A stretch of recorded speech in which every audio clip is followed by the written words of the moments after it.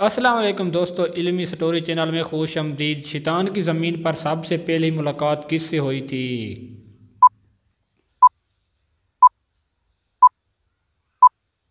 इसका जवाब है मछली से। इंसानी जिस्म का कौन सा हिस्सा है जो मरने के बाद भी दूसरे लोगों को दे सकता है?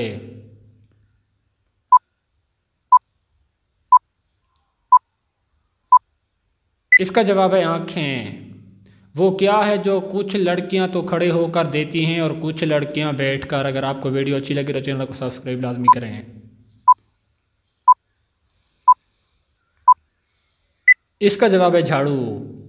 वो कौन सा परिंदा है जो ज़मीन के अंदर भी देख सकता है?